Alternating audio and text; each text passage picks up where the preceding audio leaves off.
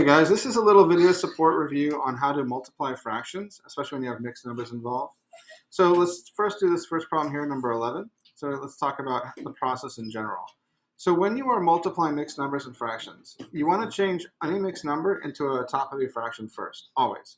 Okay? So 12 and 2/3, the way that you change it into a top-heavy fraction is you take the whole value, you times it by the bottom, and you add the top. So this becomes 12 times 3, which is 36, plus 2, which is 38. So that's the same as 38 what? 38 thirds. Okay? Basically what you're doing is you're cashing those 12 whole units into thirds, right? Every one of those is worth 3/3. So how many thirds is all that worth? 36 thirds, plus the 2/3 you already had. Hence you have how many thirds? 38 thirds. Okay? Once you've done that, you've changed all your mixed numbers into top-heavy fractions. Now you are ready to dance a little bit. Now I use the word dance when I talk about cross-canceling. It just means looking for common factors in the top and bottom that you can remove, because it's kind of like disco dancing, right? One up, one down. So in this particular case, I'm looking at 38, 21, and 5 and asking, do they have any common factors with 3, 28, and 14? And hopefully what you guys notice here is that 21 and 14 have a common factor of 7. 21 divided by 7 is 3, and 14 divided by 7 is 2. Looking at the top values and the bottom values, you also notice, I hope, that 3 and 3 can cancel out, because 3 is multiple of 3 and so is 3, right? So then what you can do is you can say 3 divided by 3 is 1, and 3 divided by 3 is 1. And as long as you're canceling one common factor from top and bottom, right, dividing out that common factor from the top and the bottom, then you're dividing by 1, right? And that doesn't change the values.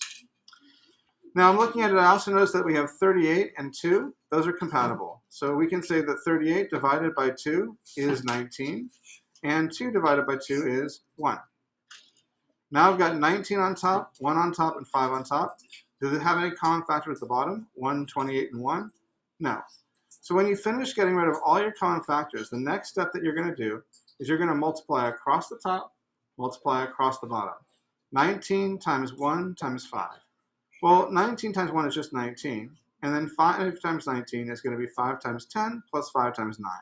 That's 50 plus 45, which is 95. So that gives you a total of 95 on top. 1 times 28 times 1 is just going to be 28. And then you're going to ask yourself to simplify. So how many times does 28 go into 95? Well, 28 times 3 would be 60 plus 24, because 3 times 20 is 60. 3 times 8 is 24.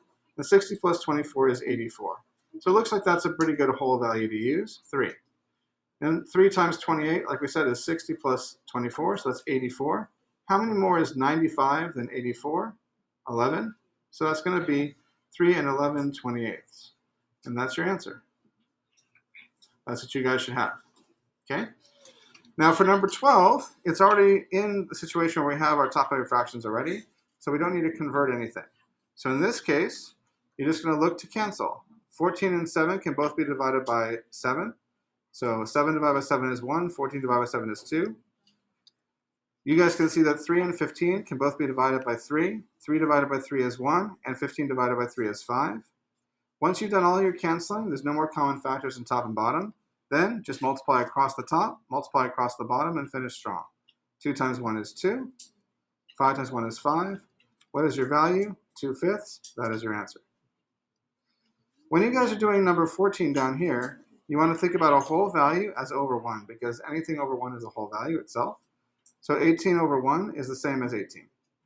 Times 4/5 times, change this mixed number into a top-heavy fraction. 6 times 9 is 54, plus 1 is 55. That's 55 ninths. Now you're going to look to cancel.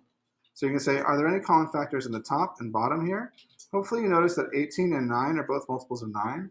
9 divided by 9 is 1. 18 divided by 9 is 2. Hopefully you notice that 5 and 55 are compatible. Both are multiples of 5. 55 divided by 5 is 11, and 5 divided by 5 is 1. And then there's nothing else in top and bottom that we need to worry about. So we just multiply across the top, multiply across the bottom, and finish strong. So we have 2 times 4 is 8, and 8 times 11 is 88. And 1 times 1 times 1 is just 1. What is 88 over 1 worth? 88 over 1 is worth 88.